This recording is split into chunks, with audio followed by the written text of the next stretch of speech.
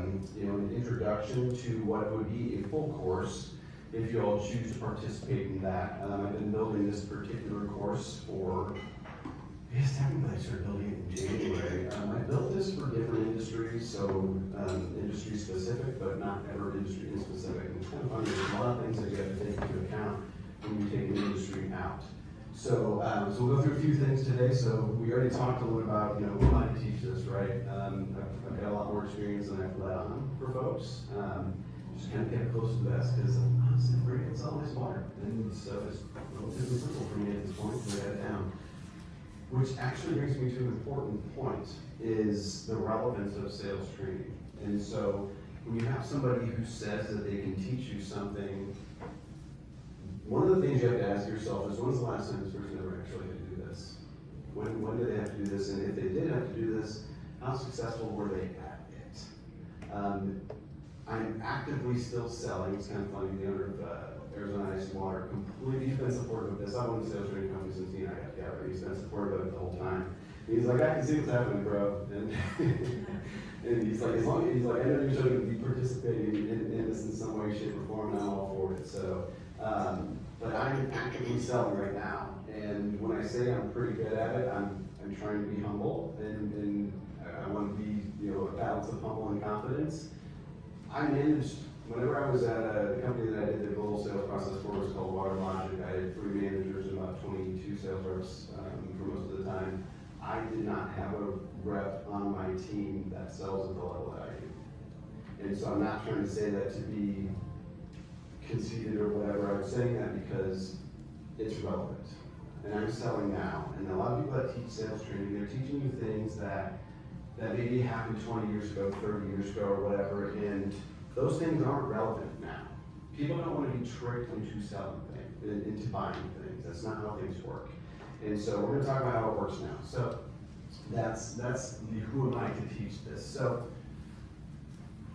we're going to start off, actually, a quick little video. And then we're going to get started. And so it's one thing to write it on the wall, it's another thing to actually practice the thing that's written on the wall. So modeling the behavior is absolutely essential because your actions will speak much louder than your words.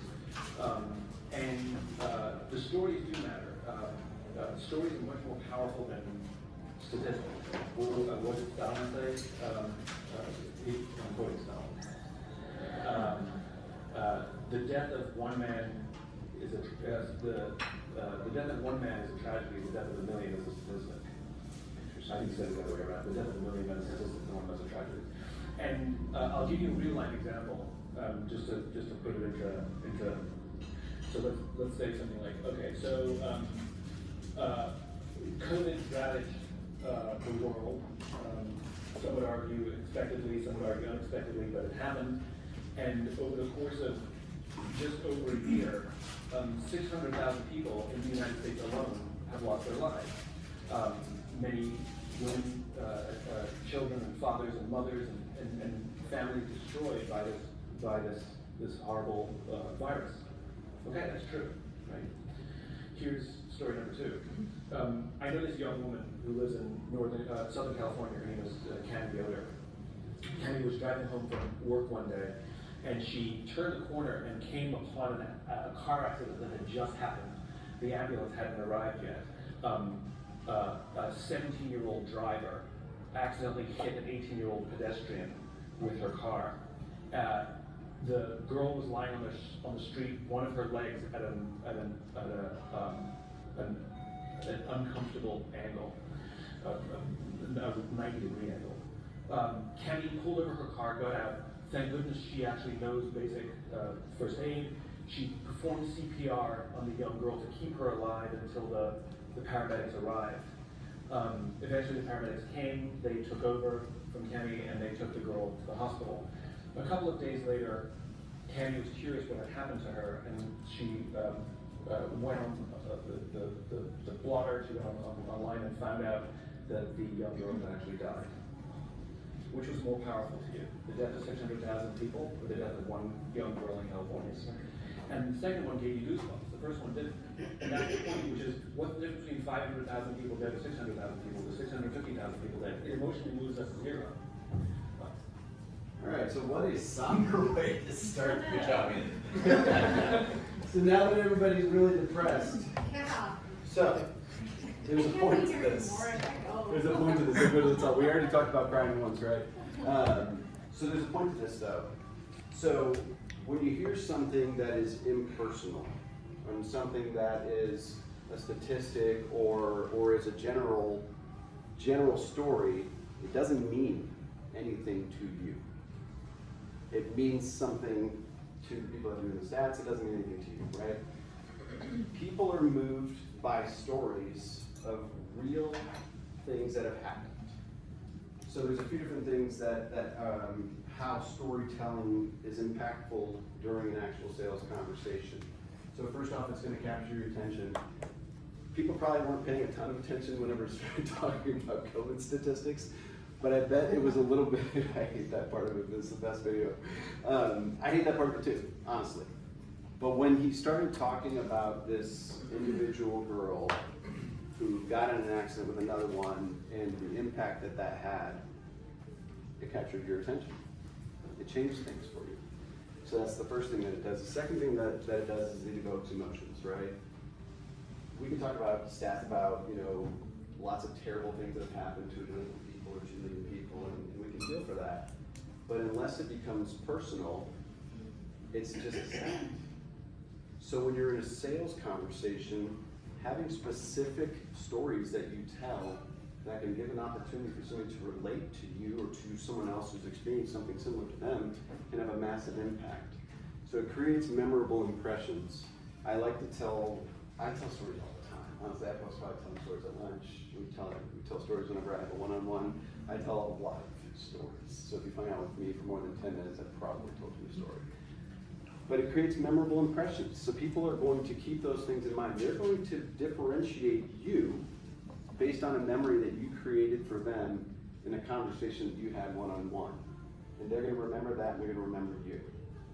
That's going to be a big difference for you because salespeople are a dime a dozen, and so what differentiates you, right? So differentiating yourself from your competition. Again, if they have this specific emotion that you brought onto them, this specific story that you shared with them about how you impacted somebody's life or how you changed something for them, then it's going to be a different story. And then you can show value as well. And so depending on how your service works or whatever, and I'll use Matthew, you guys for instance, I'm sure you have plenty of stories about how you either took somebody who was their first time they bought a home or where you helped a veteran get a home or something like that. And when you use those stories, people that might have been in a similar situation or might know other people that have a similar situation, when they come upon that situation, they go, I know exactly who you need to call. Because Matthew's been there before. He's helped a first-time home buyer. Let me tell you the story that he told me. Or, he helped a veteran get a home. Let me tell you about the story that he told me about this veteran and he said, help. So, big difference. And obviously, somber way to start. What's funny about that is that I thought about that video quite a bit before I played it, but it is exactly the point that I needed to make as somber as it was. So here's so before we move on, I'm going to tell you a story real quick, since that's what I do, right? So there was a gentleman, so when I was at this company, WaterLogic, there was a lot of different things I went through with this company. This was the third iteration of this company that I actually started with, but we're going to get to just the story about this one. So after I'm putting together this process, I'm asked to move my entire family to Texas. They go to the Texas market, right? And first off, obviously, no one had all these kids have been born at the exact same hospital in Kansas City, all of them, including my daughter who's in Austin because she went back. Anyways, so we're going down there, right? And I go down there first, obviously. And one of the first things I do, I have three locations at a time, and I go and I visit these 3 locations, right? And having a one-on-one with each one of these reps. And the big thing that I'm telling you is I'm like, how these reps were basically, they were failing. And it was because of the leadership they had before, and I knew that. But obviously, who the hell am I, right? And so I go and I meet with these reps, and one of them was in Austin, which is where we ended up living, strategically, by the way. And there were 3 reps at the time. And an average rep sells in this business 10 or 15 pieces of equipment a month, something like that. These guys are selling 1 or 2. I meet with these 3 reps and I'm like, you know, will you give me an opportunity to help you? Will you let me help you? Will you trust me? 2 of them flaked out, 1 of them did not. And it's actually still my friend right now. So anyways, gentleman named Ananda. I meet him at a pizza place, a Detroit pizza place, which at the time I think was total bullshit because I'm from Michigan. I don't think that existed then. I think it does now, I guess. And so we meet at this Detroit. Anyways, so we meet at this Detroit pizza place, right? And I'm sitting with him, and I'm like, you know, we're having our conversation. I said, well, will you trust me? Will you give me an opportunity to help you? Will you let me teach you? And let me show you how we can make this work. And he says, I don't know how to put gas in the car. I'm gonna be honest with you. And I said, well, please, can you give me an opportunity? Can you trust me? So we're gonna fast forward a few years. That was 2018. So 2020, during all the craziness, Ananda is selling the house that I helped him build. The house that he built was $400,000 at the time. By the time he moved in, it was $430,000. By the time he sold it for $700,000. And then he moved back home and paid cash for his next home, which he then moved to Denver, and I guess it's a really much bigger house than we do. The point being is those lives, that's a life-changing story. And I tell the story all the time because I love having a few other ones like that. But those are the kinds of stories where you can help to show people that you can offer them something different than what they're used to seeing in a sales conversation. People don't want you to sleight of hand. They don't want you to trick them through this process. They want you to have genuine connections. They want to have real conversations with real people. And that's an example that I have. It's one of my favorite ones, by the way. That's why I'm trying to cry. Okay, so I have a very, very big place in my heart for prospecting. It's interesting. So the VP of sales that left the company at the time when I went to Texas actually just commented on my post saying I was doing this the other day. He's like, "You're the single best prospector I've ever met in my life." And he's a friend, so I don't know if half of it was bullshit or not, but it felt good. Anyway, so prospecting is ground zero. Prospecting is where it starts. Most salespeople think that they're failing because they're not closing deals. The unfortunate truth for them is that they're not generating enough opportunities in the first place. And that's where 90% of sales reps fail. One of the things that I like to think about when we're talking about prospecting as far as how you want to look at it, it's something I use with the kids as far as emotional bank account. We talk about that sometimes. But you have to look at prospecting as a bank account, right? And so, as with any other bank account, you have to be making regular deposits into that account. The more deposits you have, the more that you have that you can withdraw. Every time that you take a withdrawal, you close a deal, you lose a deal gets pushed for a long time. You're making a withdrawal from there. And at a certain point, there won't be anything left to withdraw. So if you're not consistently putting new opportunities into the top of your funnel, you're going to end up with a bank account that doesn't have anything in it. And that is where most salespeople fail. Folks think that they can just continue to work harder to close on things or whatever that is, and it just doesn't work that way. So one of the big things that I talk about is, they always, back in the day, they were like a steak knives are for second place and first place, coffee's for closers, right? And they would just always be closing and all that, and it's just simply not the case.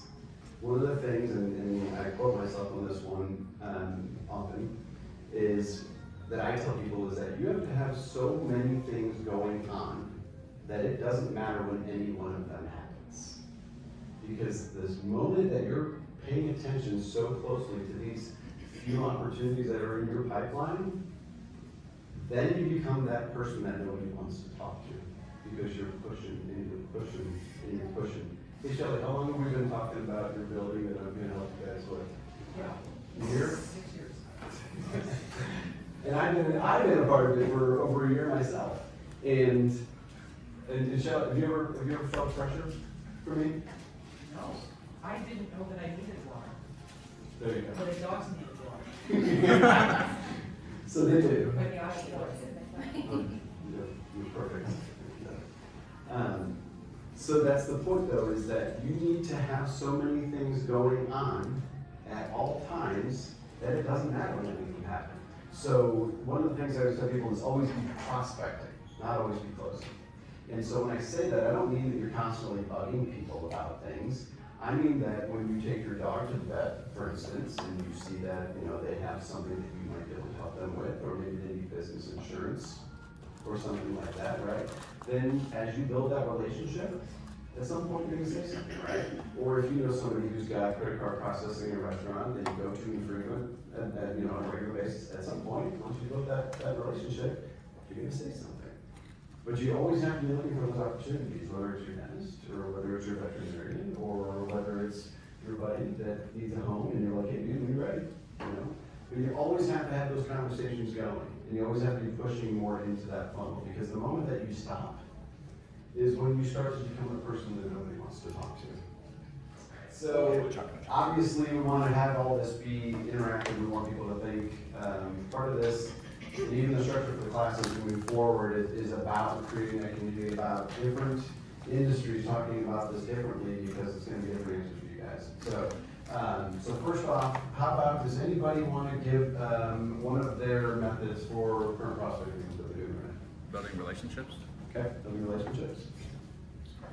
What else? What else you got? Just being present in the community more. Present in the community, and you can write that however you think is going to be best. Okay. Present in the community, okay. Research for talking points. Research for talking points, okay. I'm gonna give you a second to What write. was the second one? In the community. Yeah. Yes. The community. Community present. So. So you put community. And then you said research Yes. for talking, so community, then research. Next, Creating good face-to-face impressions. okay, so impressions, good impressions. LinkedIn.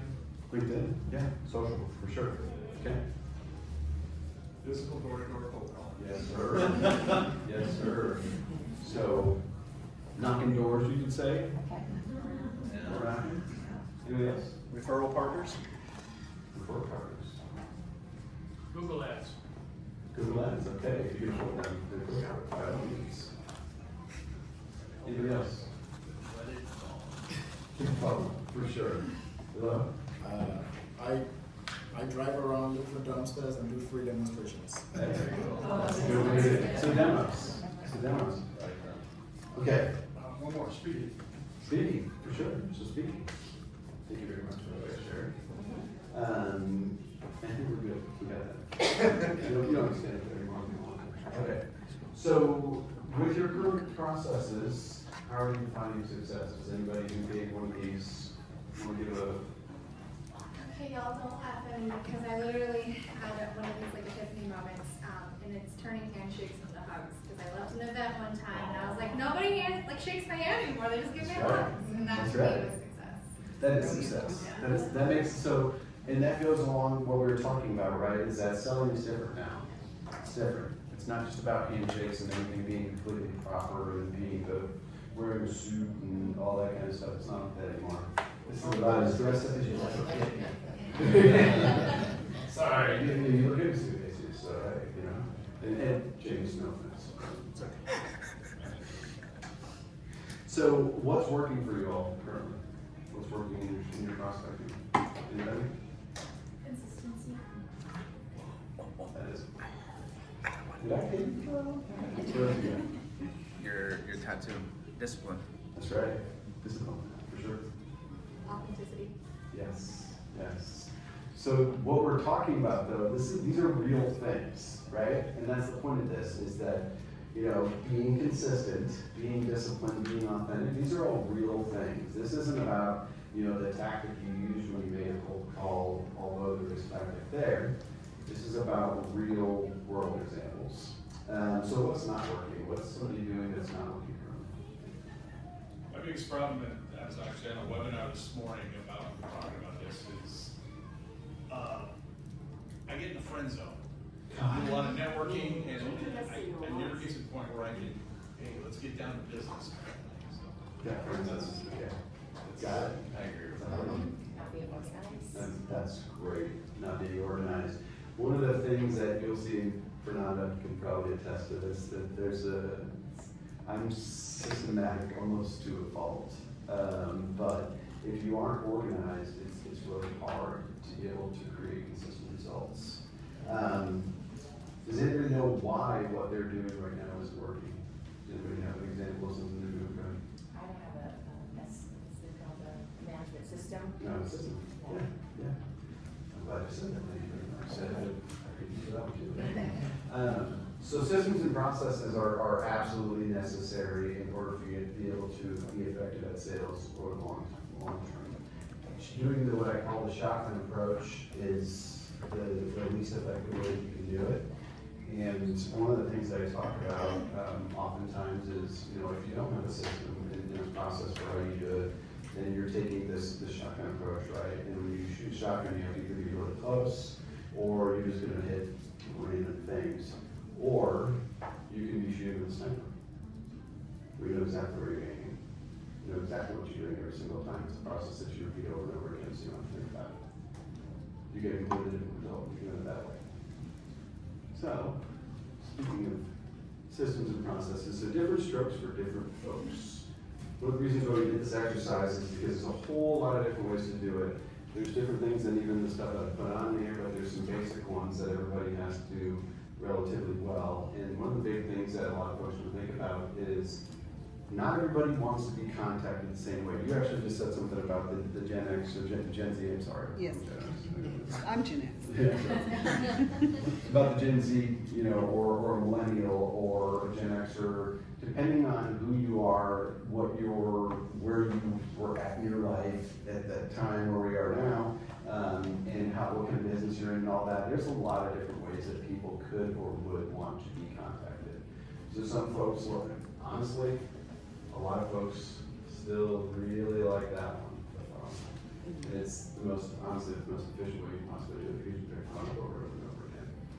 But some folks like to be texted or contacted specifically on their cell phones. Some folks still like to get an email, but I will tell you right now, that even the best emails are a 1 in 5 open rate at best, if you're amazing at it. If you suck at it, it's even lower. So, Text is like the first 2 minutes, 90% people will open up text. yeah. Text, by the way, is becoming one of the best ways to possibly contact people. Good old fashioned walking in the door. There's a lot of folks that are still having to do that type of business generation, and there's a lot to be said for the way, if you can do that effectively, it is one of the quickest ways to generate quality opportunities if you know how to do it right. Social media, that one's networking, sorry. My acronyms mixed me up. So networking, big, and obviously trying to be friends in the process. But networking is huge, building relationships, because people buy from people they like, know, and trust. So if you go and you're a person that's going to be networking and you're giving an opportunity for people to get to know you, not to just try to sell them something, which we'll get into if you get into the actual training, they get to know you, then they're going to start to like and trust you as well by that relationship that you're going to build with them over the course of those network things. And then social, and social has an application that is different for each one of us depending on our businesses. One of the things I always try to tell people is that cold social is generally not a very effective way, specifically on LinkedIn, not a very effective way to get people. What you're going to be using that for a lot of times is going to gain familiarity. So the big thing is you want people to kind of get, again, it's kind of like you use LinkedIn as like networking on the internet, basically, versus networking in person. So you want people to understand who you are, the things that you represent, more so than what you're going to push them to purchase from you. So, a lot of folks don't know, and actually, you know what? I have another story, so I'm going to go back a little bit. Since I like stories so much, let me give you guys a couple examples here of different ways that things come about, and the whole, like, not everybody likes things in the same fashion as far as how they receive the messages. So if you have done door knocking, Gordy, which I try not to do a whole lot now, but I've done a ton in my career, then you will find different ways to come across opportunities. And one of the things that if you've been door knocking for longer than a few minutes, you'll come across a security person that won't let you in. And so I was going to tell you a story about a place that's over at the airport that has a gigantic hangar. So I go into this place, and I won't name it just because I don't want nothing to do with it anyways, but I guess I'm going to do that. Go in there, there's a security guard at the front, and I'm like, look, I know you're not going to get me anything. Will you please introduce me to the right person? I go do that. Later on, I get on LinkedIn, and I look and I find their director of supply chain is purchasing, director of operations, whoever I can find, right? Connect. Didn't say anything. I get a message later on from the director of supply chain, and he says, hey, I got your information that you left me. I didn't know how you wanted to get contacted, but if I wasn't trying to give you a single channel, I never would have figured that out. Long story short, they have 30 systems from us right now, in 4 hangars having each fit of 4 commercial jets in them. So, one example. Another example, Tucson Federal Credit Union, I'll name them because they love me anyway, so it doesn't matter. Tucson Federal Credit Union met CFO at a networking event, just kind of planted seeds, didn't try to do anything. She and I chatted a little bit over the course of time, kind of went blank, silent for a little while. We had the Better Business Bureau Spark Leadership Summit last year. They had a booth, they've got a couple GMs there at the booth, and they're like, wow, these things were amazing, because I did too. So I said, okay, cool. I said, well, I know Stacy, tell her that you want me to talk to her. They sent Stacy an email. Stacy then reached out to me and said, okay, it's time to start this conversation. Now we'll do some Federal Credit Unions have systems from Arizona Basin Water as well. So the point to that is not to brag on my cool sales that I've gotten. The point of that is you've got to be able to try every different method of contacting people that you can. You can't just assume that somebody wants a phone call or that somebody wants an email, even if that's what the person at the front desk tells you. You can't just assume that somebody wants a text message. Maybe they do, maybe they don't. Maybe they're 70 years old and text message pisses them off. You never know, right? But the point is, you have to be willing to try the different methods because you don't know which one it is that's going to actually impact that person specifically. All right, so moving to, we're going to be talking about this next one here in just a second. So, we're going to talk about what you sell. So, first off, people don't buy products. It's funny is that, so back in, I guess this was like in the 60s, if I remember correctly, so Philip Morris was marketing cigarettes, right? And the cigarette itself gets you addicted and slowly kills you. So if you're marketing the product, you're marketing something that's going to cost you a bunch of money, it's going to get you addicted, and it's going to eventually kill you. So what they started to market was all the coolness, right? You get Marlboro jackets and all the swag, and cool guys, smoke cigarettes, which, by the way, very few people do nowadays that I see anymore, and all they ended up saying that they needed to do was create doubt with the fact that these things were actually harmful to you, and then show you all of these other cool ways how these cigarettes would make you like all the cool guys. If they were marketing the cigarettes themselves, they would have gone out of business a long time ago. So you don't sell a product. I don't sell ice and water systems or sales training. I sell health and wellness and systems and processes to facilitate your success and take you to levels you never thought you could ever be. Features and benefits. This is like one of the old school tactics a lot of folks use, is like they just like pour on these features. Well, my water coolers, we'll use water coolers as an example, they're touchless and they'll make alkaline water, they're cold and hot. And well, the problem is if the person you're talking to doesn't give a shit, it doesn't matter. So you can't just talk about features and benefits. You can have the best answering service in the world, but if they don't care, it doesn't matter. We could be able to give them the ability to make anything that they want, or set all their packaging up to go out, and if they don't have packages to send out, it doesn't matter. So you have to understand that you're not selling features and benefits. You can have the best ones on the planet, but if it isn't important to the prospect that you're working with, it needs absolutely You sell the solution. That's what you actually sell. You sell the result of what your service provides. So like for Hispanic Chamber, you sell the ability for them to get their businesses involved in a different part of this community that not everybody realizes they should. And another 60%-ish of business owners, I would assume, is that right? As far as Hispanic business owners. So you're missing 40% if you're for Hispanic Chamber, free plug.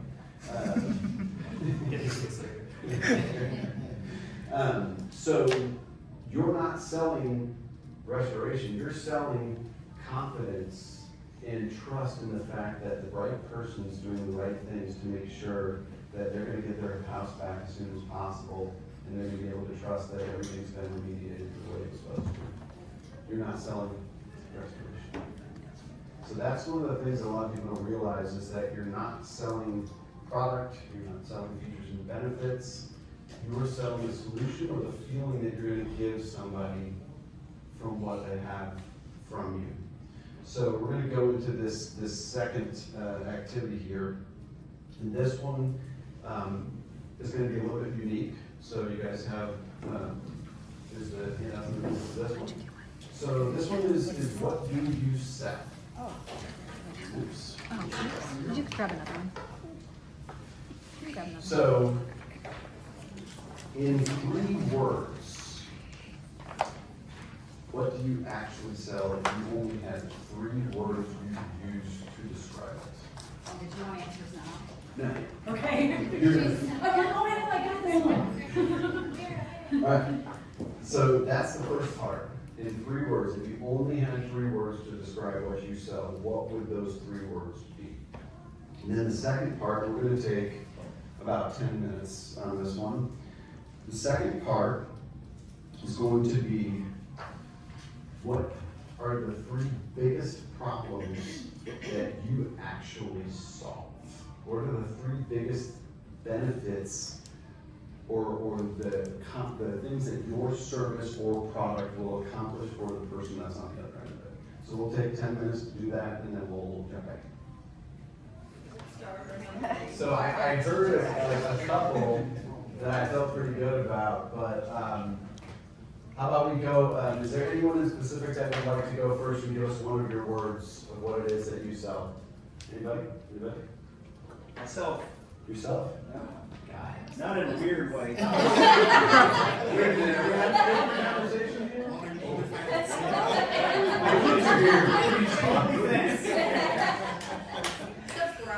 Compassion. Compassion. Okay. In my circumstance, I think it's a gift. Yeah. Yeah, I'm telling you. You know, but that's really, I don't know how to describe mine. Really, mine's a You're lot selling- harder than I thought. You're selling the salivating nature of, I know how good those cookies are. And you're selling that experience of somebody having that cookie. So you're selling that the salivary glands activate. Right. But aside from the taste, that's a lot harder. And it's like, okay, what need do I even feel? So, sustenance, no, I got a good one for you though, if you, so what you're selling, so think about it and you and I have had this conversation, right, about some of the things you're trying to do. So if you're bringing these in as like a gift, right, for like a teacher or for something like that, you're selling the feeling that they get when they receive that gift. That's what you're selling. You're selling the happiness that someone gets when they see these really delicious cookies show up because somebody decided to do that for them. I would focus somewhere in that realm. Who else? Guarantee. Nope, good. Guarantee? Okay, some guarantee. Peace of mind. Peace of mind. The American dream. Dream. Connections. Connections. She's, I'm ready to write as fast as you can. Okay. Who else? Community. Yes. Fernanda. Security. Security. Okay. James. Stability. Stability. Man. I really like this exercise. Just saying. These ones I didn't think of, just trust. Trust. Yes. Opportunity. Opportunity. Yes. You do. I've seen those work. You do so. Did anybody else forget? Reliability. Reliability. Okay. $150. 150. So think about these things. None of us are selling in the paper. If we think about these things and we really get to the core, and one that you didn't mention, but I'm gonna mention it because you didn't say it, hope. Oh, yeah. Cool. You're selling hope. So if you're out there slanging hope, do you think you're gonna be a little bit more effective than if you're selling products? Probably a little more effective. If you're selling a dream versus a house, those are two different things. So any of these things, you can use it if you'd like. Okay. Thank you very much. Community, right? Which is one of the things that I like to think that I'm going to be selling with this, right? Is community, is bringing folks together in situations like this so we can learn together as a community and have this opportunity to get to know each other, right? So a lot of these things, and trust, guarantee. We're not selling, a guarantee is completely different than saying I'm going to compact your trash.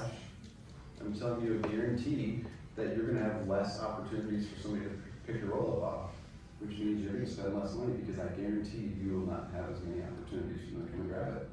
So I can save you 1 to 2 pickups per month, whatever it is, right? But the point of it is, we need to really understand what we're selling, because when we're selling the right thing, we become a lot more effective at it. If we're selling a product, anybody can sell a product. Anyone can sell a product. Few can sell an emotion. Few can sell what you're actually going to receive as a benefit for taking on a service or a product. I sell a couple different things personally. I sell growth.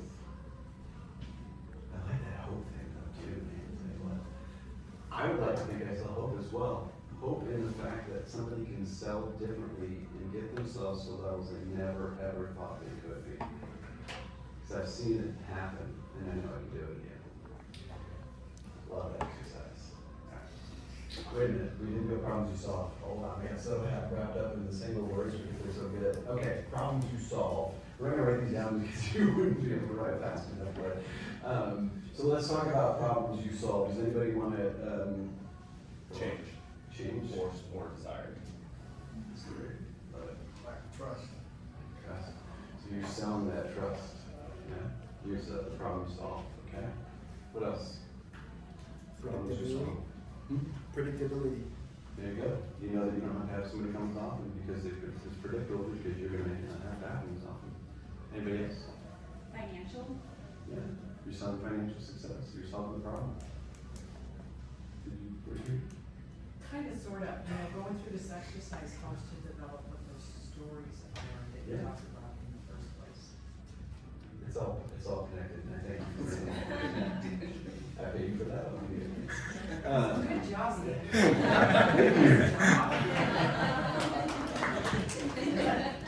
So that's that. So we're all of this is connected, right? Because and one of the things that we're going to talk about, if you choose to move into actually the first of the little sections of the training is an entire deck about how to tell your story. And so we can get into it very granularly for the folks that choose to go through the actual training itself. Because all these things kind of all blend together if you're really selling for the right reasons, for the right purposes, and you understand what your true mission really is. Then all these things do work together and they add to that story. And storytelling is at the very epicenter of an effective sales person. Because if you are doing it right, you probably have a few stories to tell. So why do we need structure? And you know, you actually said something about this earlier, Sherry, and there's a few different reasons. So first off, you become predictable. If you don't have structure, then you cannot create a predictable method for how you're actually going to achieve what it is that's on the other side. So you need systems and processes in order to be able to understand with some relative level of confidence that you're going to be able to accomplish the sales that you're looking to actually get. If you don't have a model, then how do you know where you're at? Scalability, so for business owners that are looking to eventually, so like when you add new realtors into the fold, if you don't have a system and a process for how you're going to take them from I've never sold a house in my entire life to I'm selling $1 million properties, they're not gonna get there. They need to have systems and processes in order to get them to that point. New real estate agents are scared. And of course they are. And anything that you can give them that gives them some, a life raft to hold on to. Exactly. It creates a level of predictability. If you do X amount of things in X way with a certain amount of systems and processes involved, to a certain level, you can say that you'll get a favorable outcome. The more that you practice those things, the more you can predict those outcomes to happen more often, and the better you get. Which comes to the repeatable piece. If you know what the process is, then you can do it over and over again, rinse and repeat, rinse and repeat, rinse and repeat. But if you're doing the shotgun approach, you're just hoping that you're going to hit something versus aiming specifically for a target and then working towards that target over and over again. All of the pieces of the training that you go through with the full course on this, which is still, again, it's just prospecting, they'll be courses later. They all have a system and a process for each one of them. And it's not about just hoping that you're going to get to the result. It's about having very specific methodology, not scripts. Don't like scripts. Methods, processes, for you to be able to be you within those processes so you can repeat it. So one of the things I like to use, and I'm sure you've heard me say this a million times, is train tracks, is the way I like to think about it. And so if anybody's ever been on or near a train, when a train is going down the tracks, they bump around a lot. Trains don't just hit right straight down the tracks, they bump around, right? But they have a process, as long as they stay on the tracks, to get to their destination. Fall off the tracks, probably not gonna make it. So I think of systems and processes and structure and sales in a similar way, is their train tracks. And if you understand that, you're gonna bump around a little bit, you're gonna be perfect, it's not gonna be the same every single time. Not everybody wants to say the same thing, nobody talks exactly like I do, so on and so forth, right? But if you have yourself staying on the tracks with a relative amount of predictability, you know that you're going to get to your destination and then you will be successful. You're measurable. If you know what the process is, you know where you are, and you know where you're either missing or where you're doing well. If there isn't a process, you don't know where you're at. You don't know if you're on the tracks or not. You're hoping for results. You're hoping that you're gonna get over there. But how do you know if you're not having something to measure up to? And then it simplifies everything. One of the things a lot of people think is that, so think about like Hollywood actors, right? They all get a script. We use a script in this example for a specific purpose. So when a Hollywood actor goes onto the stage and they're getting ready to do their take for a movie, do you think that's the first time they read that script? Probably not. They probably read it 100 times or 1,000 times.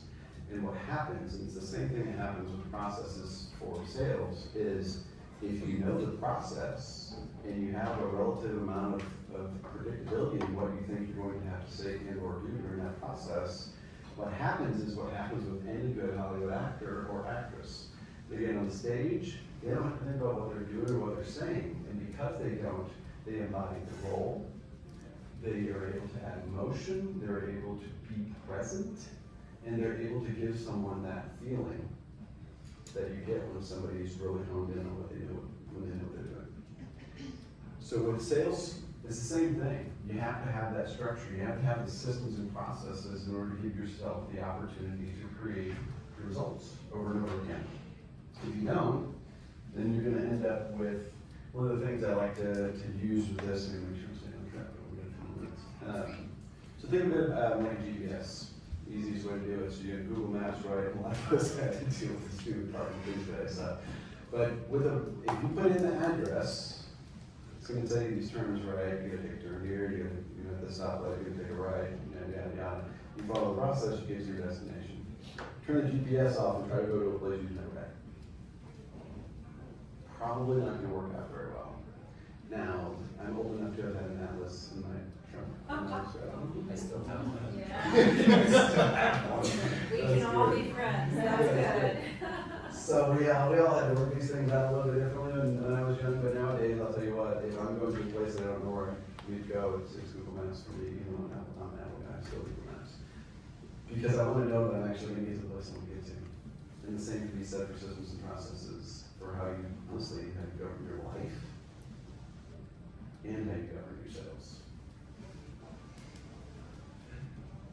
Okay, so this one's just gonna be one altogether. And we're not gonna really get back into a breakout on this one. This one's gonna be pretty simple here. So we're gonna talk about this together. The questions will be, we're gonna talk about how sales leadership impacts your actual performance. And for some of you, this will be directly impactful, and for others, you're probably impacted by it, but there's gonna be a couple of things. So the first one here is, by what percentage do you think effective sales leadership impacts a team's performance? And hold on, there's one piece of this one. So in other words, what increased amount of performance does a well-led team get? How much more percentage do they perform at? Does anybody want to take a guess? 75%. 75%? 50%? 93. Okay. So keep that one in mind. The second one here. How much money do you think a poor sales leadership costs an organization? Anybody?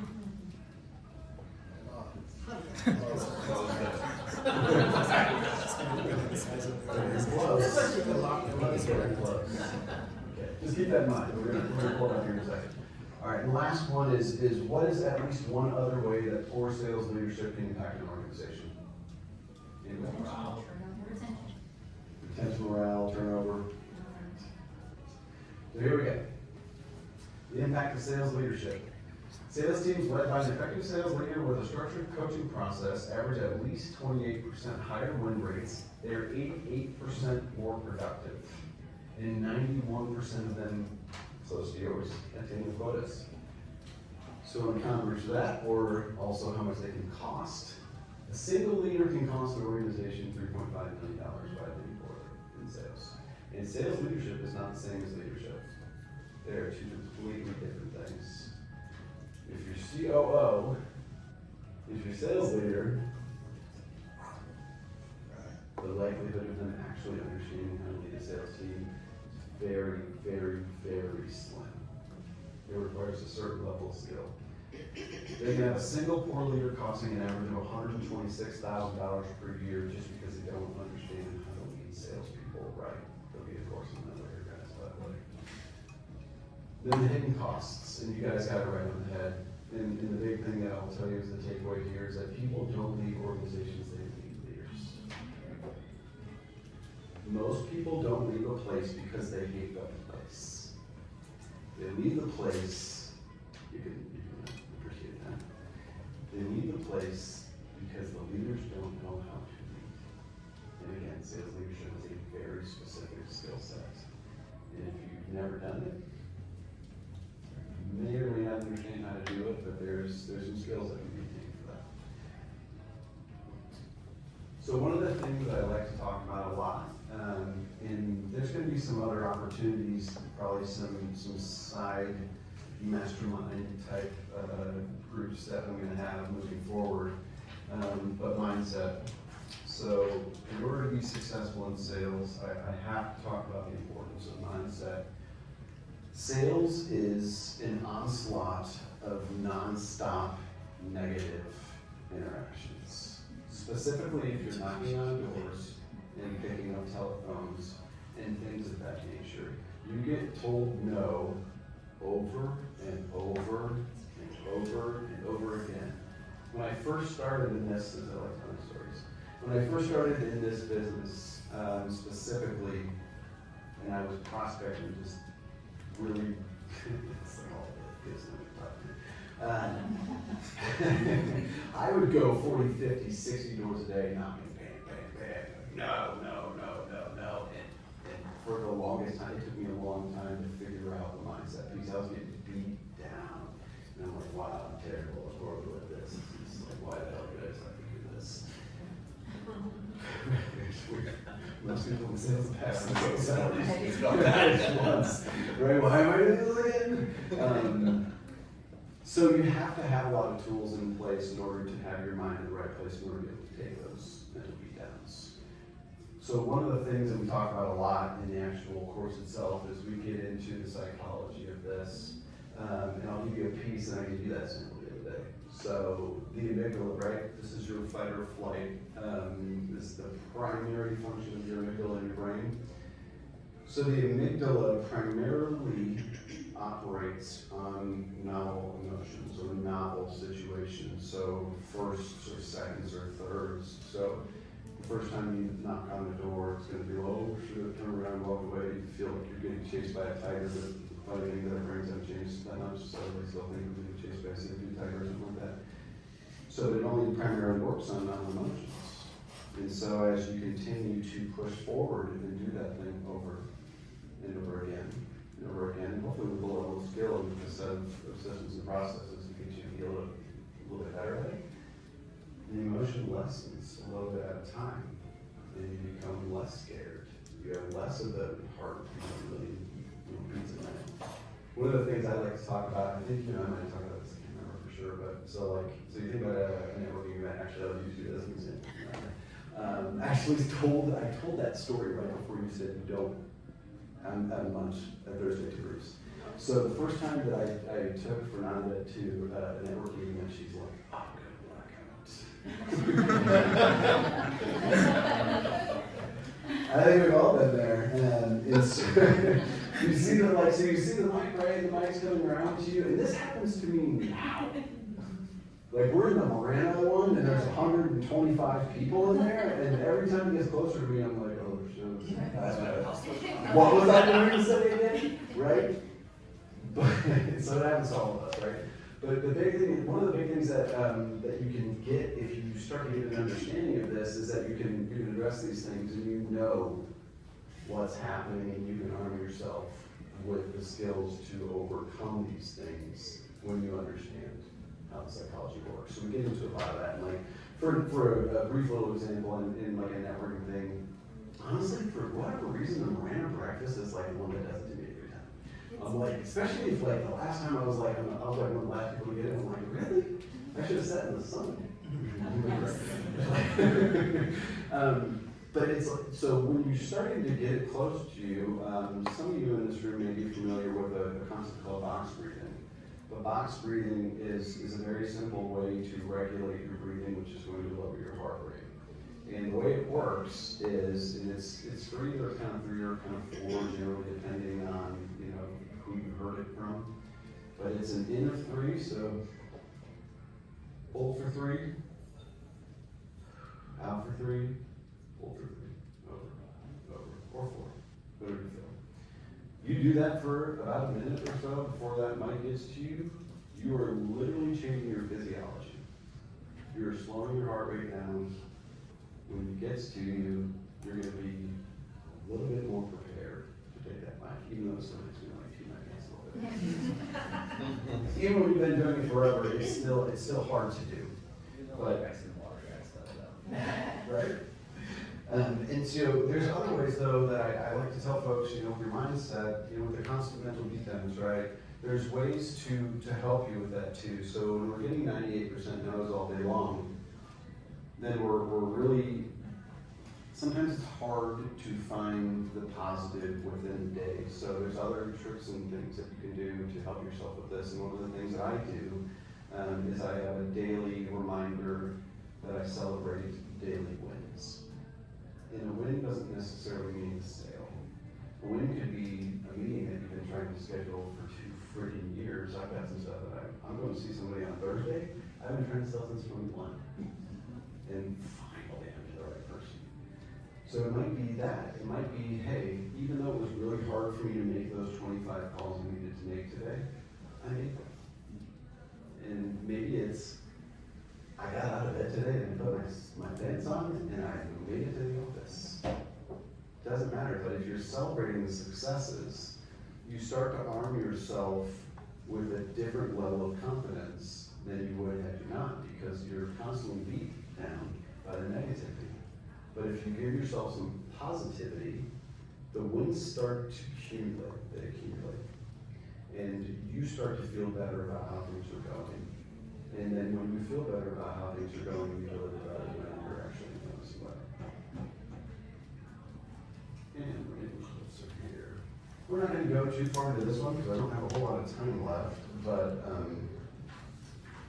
we'll just go on, we'll just have a quick conversation on this. So who currently is utilizing a specific goal set? Show of hands. Okay. Half-ish, okay. How about, for those of you that have them set, how often are you reviewing? Anyone want to say? Every morning? Typically weekly, but I do look at them every day. Okay, look at them every day. Anybody else? Okay. How do you think that impacts your life and your performance if you have actual goals? Anybody? Keeps you on track. Sweet. All right, anybody want to share any of the personal goals that they have? Wait, hold on. Okay. I am gonna say, for me, it's hard because I see a lot of failure in it. Yeah, That is really hard to choke on, you have to face it. because when you see the goals and you're not meeting them, and I'm gonna say I do that in my business more than Sure. personal. But it is really hard when you try to work and work and work and work and you're not seeing any progression, even though you know you're putting forth the effort. And so that is really, really hard on the mindset. So on that note, I'll share a little tiny sample of how I look at goals. And actually, he and I had a conversation about this the other day. So one of the ways I like to talk about goals is, and it's so perfect that we live in Tucson because I use mountains as an example. So if we look at the goals as a mountain, right, and we're looking at the top of the mountain, anytime that we don't reach the top of the mountain, we feel like a failure, right? So the way that goals are really designed to work is, and I think it might be on this next slide, but you take your goal and you need to break it down into manageable steps. And so when I talk about a mountain, so you think about a mountain as in the first handhold or the first foothold you can put your hand at or your foot at, right? Anybody can make it to that first spot. Once you're there, then it becomes a lot easier to make it to the next spot. So goals can be big, which they should be. If your goals don't scare you a little bit, they're probably not big enough. But they need to be broken down into manageable steps. And they need to be broken down into what is the next logical thing I can do today that will get me closer to that goal. And then tomorrow it's, well, I was able to put my hand on that first hold there. So where's the next one? And then you grab the next one. And on the note, we talked about consistency earlier. If you do that every single day, one of these days you're gonna find yourself at the top of the mountain. But if you look at the mountain and you go, shit, there's no way. Guess where you're gonna be tomorrow? And then the next day, and then the next day, you're gonna be staring at the mountain instead of staring at the place where you could have put your foot. So tiny baby steps and goal setting is one of the things that I like to talk about actually. So you need to have a target to know where you're going to be aiming. If you don't have a specific target, how are you gonna hit it? If you don't know where you're aiming, it doesn't matter how good of an archer you are, you're not gonna hit the target. Once you have a target, you can start to create a plan, which is going to be the steps, the tiny baby steps that you take on your way to get there. Once you have a plan, you can work towards those steps and make progress. And then one of these days, you're gonna be up there at the top of the mountain, which I don't know how you found that, I don't know the way to do it. You're gonna be up at the top of that mountain and you're like, damn, how did I get here? Well, it's because you were willing to take the tiny little steps, and one of the things I like to talk about, actually going to be talking about here at speaking to you next month is micro decisions. So your entire life is a culmination of the little itty bitty decisions that you make every day. And one of them, I made one against my stuff just a minute ago. I eat a cookie. I don't know. Anyways, so the tiny steps, the tiny decisions that you make every day are the things that add up for the big results. But if you don't break it down into steps, how are you going to know where the first candidate is or the first foothold? You won't know. And because you don't know, you'll never get there. So you have to have that in mind. So one more little thing here.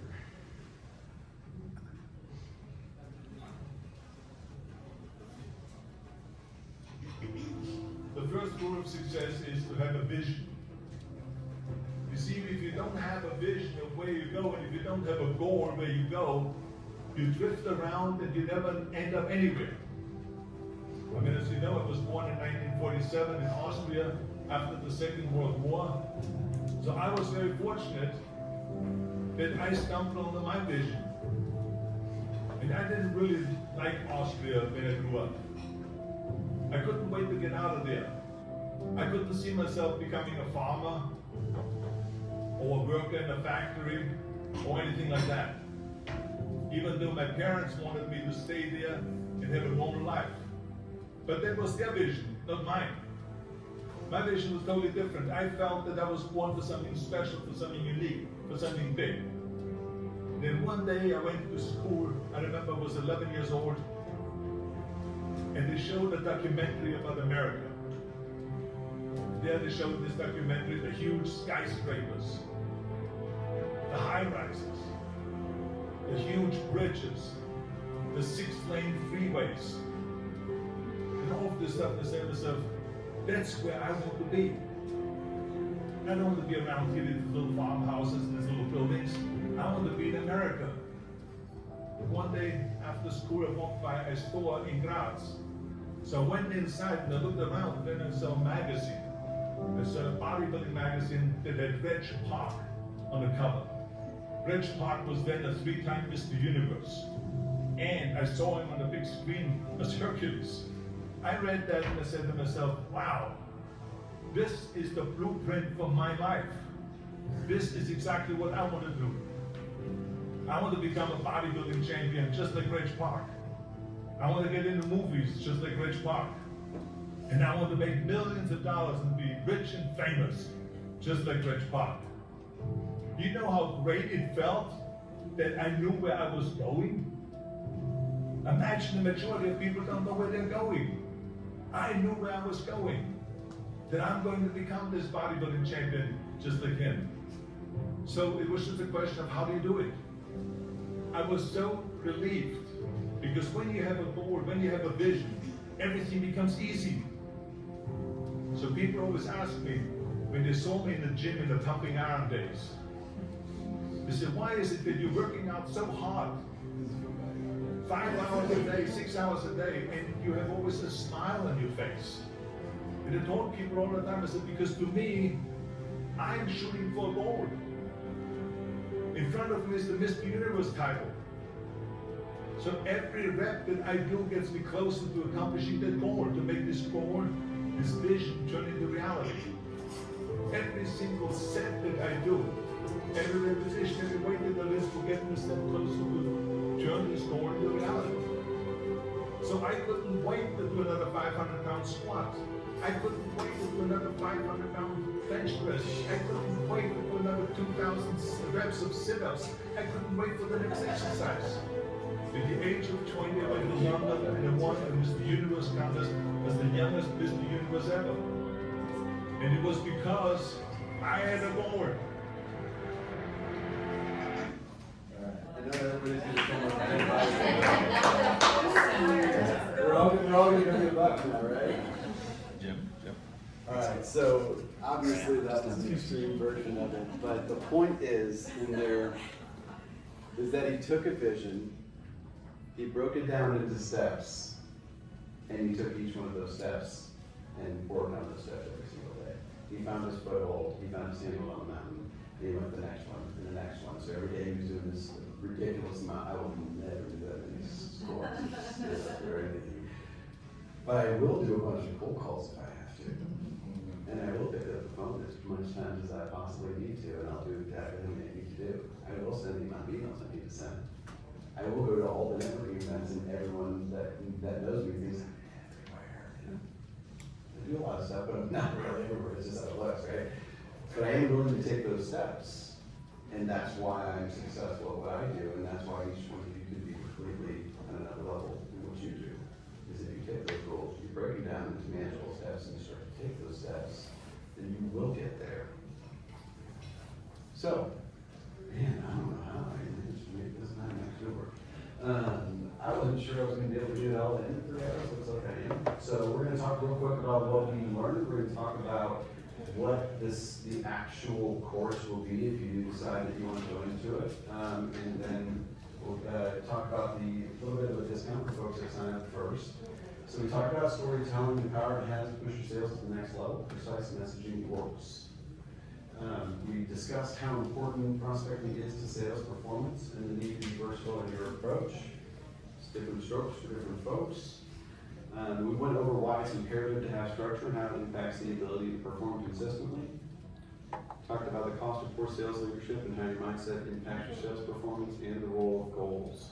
So the next is an entire prospecting series covering every aspect of prospecting and giving you systems and processes in order to be able to do that. So here's a couple different things about kind of what we'll go into. So prospecting and sales in general is a psychological game of chess. So we'll talk about how to understand and overcome the tricks that your mind plays. There's a bunch of them. Effective prospecting requires planned activities executed efficiently. We'll implement systems needed to consistently produce the opportunities that you need to have to succeed. And then we'll learn how to prospect in person, how to set appointments over the phone, how to send an effective email, what impact networking can have on your business, and more. Like I said at the beginning here, is that I had built all of this before. It took a while to build it in specifically, and we had to do a lot more critical thinking, a lot more breakouts and things like that to really define some different aspects of it.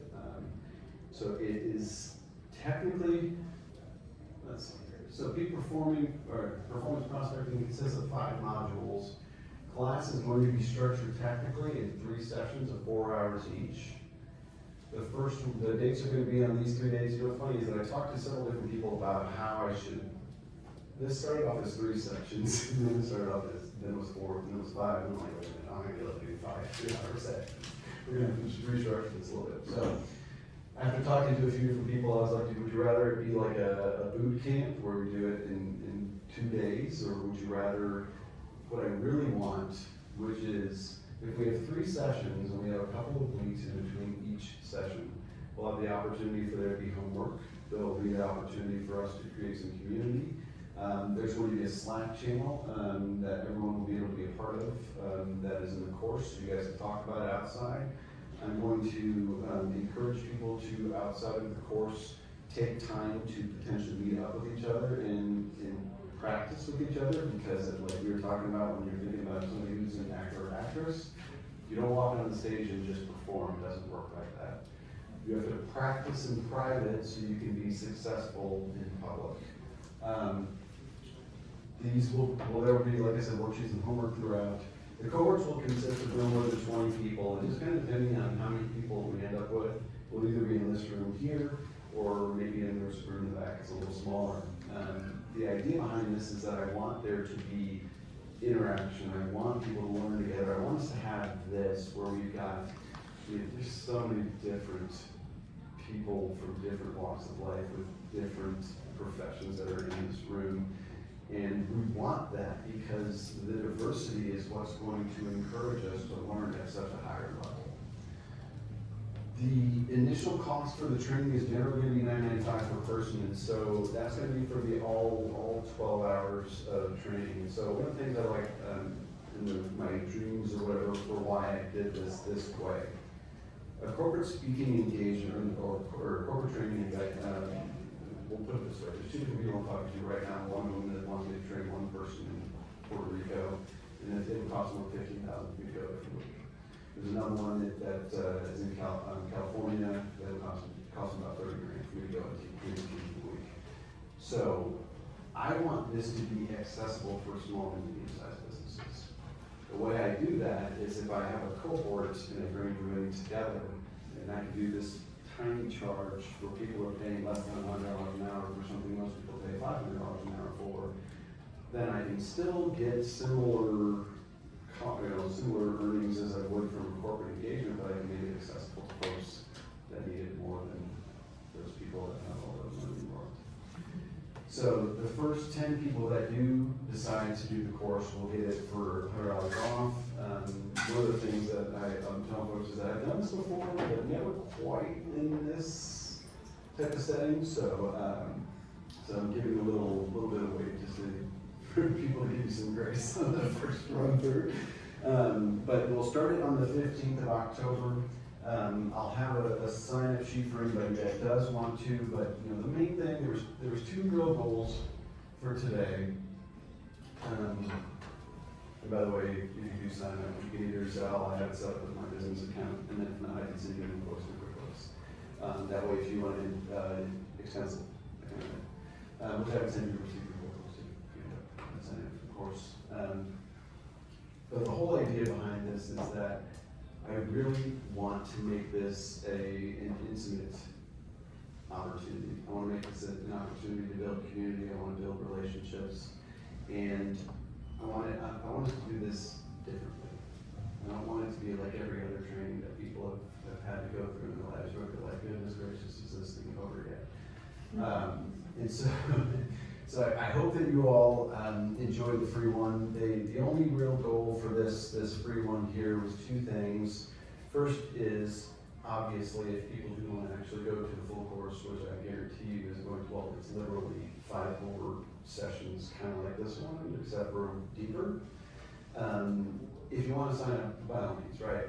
The other thing is I wanted to put this out there. I wanted to just get an opportunity for people to even know that something like this is even available. So one of the best things that you all can do for me is just to share what you experienced today. I know that not everybody's going to spend $1,000 on training. I'm good with that. That's not the whole goal for this.